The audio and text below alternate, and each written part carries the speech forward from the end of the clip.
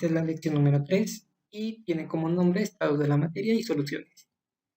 Bueno, esta lección tiene como objetivo pues reconocer la importancia de los estados físicos de la materia y pues los distintos efectos de las distintas soluciones. Como tal tenemos tres tipos de estados de la materia más importantes, que son el estado sólido, el estado líquido y el estado gaseoso. Bueno, en el estado sólido tiene como características que sus partículas pues están comprimidas y van a tener una energía cinética baja. ¿Esto qué significa? Que casi no van a tener movimiento. Y bueno, otra de las características es que tienen una forma y volumen definidos. Si, por ejemplo, acá en esta imagen de acá podemos ver cómo pues este sería una partícula que es sólida y como sus partículas pues están muy juntitas y casi no van a presentar pues movimiento. El segundo estado de la materia es el estado líquido. Aquí pues las características principales es que las partículas van a tener mayor energía cinética que los sólidos, ¿sí? Y bueno, por ejemplo, acá podemos ver cómo pues las partículas van a tener mayor movimiento, ¿no? Van a tener un volumen definido, pero no van a tener una forma definida, ya que la forma pues la van a tomar del recipiente en donde estén esos líquidos. Por ejemplo, pues si ponemos agua en un vaso, pues va a tomar el agua la forma del vaso, ¿no? Pero si ponemos el agua en una cacerola, pues va a tomar la forma de la cacerola. Otra característica es que no pueden ser comprimidos y que sus uniones son mediante atracciones intramoleculares.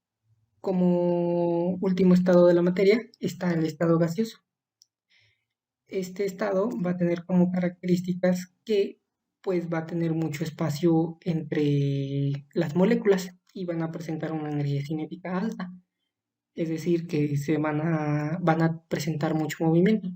Acá, por ejemplo, se puede ver pues que las bolitas que representan partículas pues se mueven muchísimo, ¿sí? Y bueno, igual que los líquidos no van a tener una forma definida ni un volumen definido, sino que pues este va a estar dado por el recipiente en donde estén. Y como pasa igual con los líquidos, si tenemos por ejemplo un gas en un recipiente pues que es cilíndrico, como los cilindros de gas, pues va a tomar la forma de ese cilindro. Y bueno, aquí algo importante es que los gases, con el aumento de la temperatura, y aumenta la presión del gas. Esto mientras tengamos un volumen constante. Por ejemplo, bueno, acá les puse este GIF en donde podemos ver que, pues, eh, cuando el volumen es más chiquito, pues las partículas van a estar más juntas. Pero cuando el volumen es más grande, pues las partículas no van a estar tan juntas. Y esto pasa cuando aumenta la temperatura. Si aumenta la temperatura, el volumen se va a hacer más grande, o sea, se van a expandir. Bueno, ahora vamos a pasar a las disoluciones. ¿Qué es una disolución? Pues simplemente es un tipo de mezcla que va a estar conformado por dos componentes. El primer componente es el soluto, ¿sí? Y este componente es el que está en menor cantidad. Y el segundo componente es el solvente, que es el que está en mayor cantidad. Entonces, bueno, por ejemplo, acá en la imagen podemos ver al soluto como bolitas amarillas y si se fijan, pues están en menor cantidad, nada más son 5 bolitas amarillas, mientras que el disolvente o solvente pues está en mayor cantidad porque tenemos más bolitas azules. Esa es la diferencia, la cantidad. Aquí algo muy importante es que las disoluciones van a tener unas características. Por ejemplo, las partículas se mezclan deben tener un tamaño de 1 a 10 Armstrongs. Se estarán preguntando qué son los Armstrongs. Bueno, los Armstrongs son como una unidad de medida para cosas que son muy pequeñitas. Por ejemplo, pues nosotros comúnmente usamos el metro, los centímetros o los kilómetros para medir, pero pues hay cosas que son más chiquitas y pues cada medición pues tiene como su nombre. Cuando tenemos, por ejemplo, bueno, aquí les puse esta, ¿sí? Cuando tenemos el cero, pues aquí estarían los metros. Y luego aquí es el punto. Y cuando son 3 puntos más chiquitos, pues son los milímetros, ¿sí? Pero si le agregamos 3 ceros todavía más, tenemos a los micrómetros. Y si le agregamos 3 ceros más, tenemos a los nanómetros. Y cuando ya tenemos aquí un 1, pues serían los Armstrongs, ¿sí? O sea, son cosas muy, muy, muy chiquitas. Y bueno, otras características que van a presentar las disoluciones son que no tienen el efecto Tyndall. Este efecto se los voy a explicar ahorita más adelante. También van a ser estables a la gravedad, o sea que no se van a como a sedimentar, a sentar en el fondo de un vaso y pues no se pueden separar por filtración porque pues son partículas muy chiquitas. Tenemos también a los coloides, que son un tipo de mezcla que es no homogénea. Si recuerdan en el video pasado, pues se explica un poquito de las mezclas homogéneas y heterogéneas. ¿Sí? Y bueno, los coloides son mezclas no homogéneas con una fase dispersa y una fase continua. Es igual un poquito como eh, soluto y solvente. La fase dispersa es como la que está en menor cantidad y la fase continua es como la que está en mayor cantidad, por así decirlo. Y bueno, aquí la diferencia que van a tener con las disoluciones es que el tamaño de partícula va de 1 a 10.000 Armstrongs, ¿sí?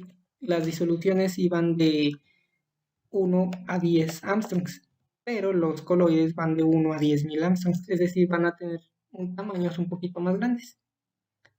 Otras características es que van a presentar el efecto Tyndall, son menos estables a la gravedad.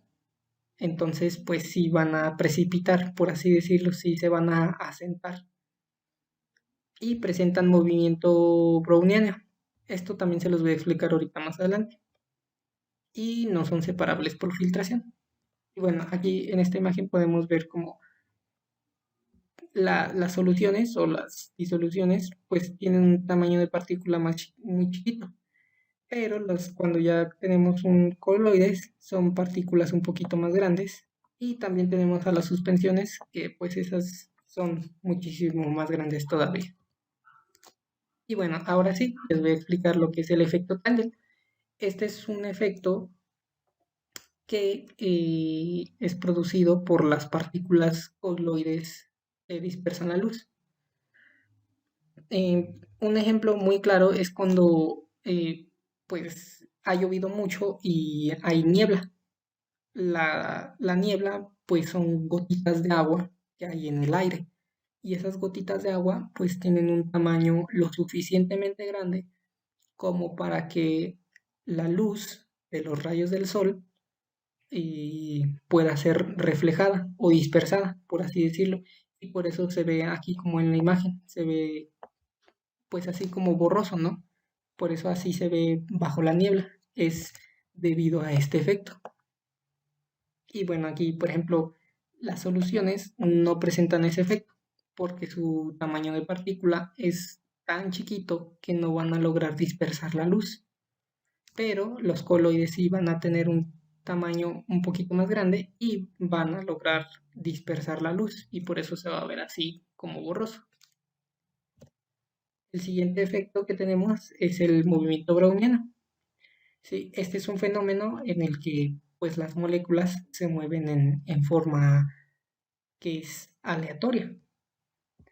Entonces, bueno, aquí como les puse en este pequeño video, cuando nosotros ponemos tinta o alguna cosa en agua, pues pueden ver como siempre es diferente, o sea, siempre pues se disuelve en distinta manera.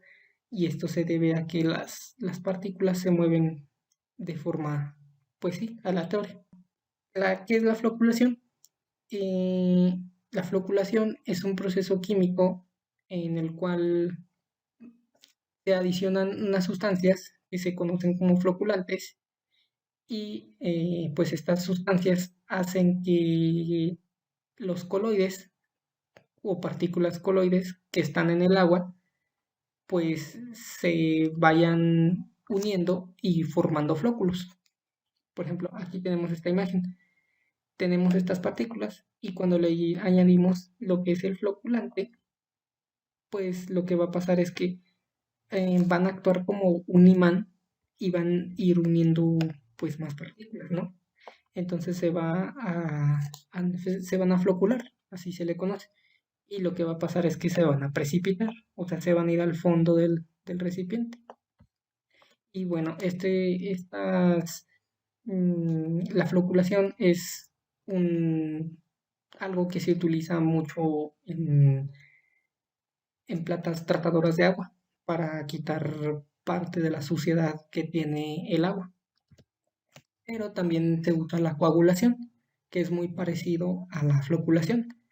En la coagulación, pues también va a haber una desestabilización de las partículas y también se le va a añadir un coagulante, el cual va a neutralizar las cargas electrostáticas. Esto también, los coagulantes, por así decirlo, también actúan como si fuera un imán, ¿sí? Aquí tenemos pues las partículas, que son estas cafés, y si se fijan, pues tienen como una carga negativa. Entonces, digo, una carga positiva, perdón. Cuando tenemos dos cargas iguales, pues se repelen, ¿no? Se repelen las partículas. Entonces, lo que va a hacer un coagulante es que ese coagulante va a tener una carga negativa. Entonces, se van a unir las partículas a él y pues igual como en la floculación se van a ir uniendo y también va a ir precipitando. Y también pues esto es usado en plantas tratadoras de agua. Y bueno, pues esto sería todo de la lección. Y igual si tienen alguna duda en la actividad para esta lección, pues como siempre, pues me pueden mandar mensaje.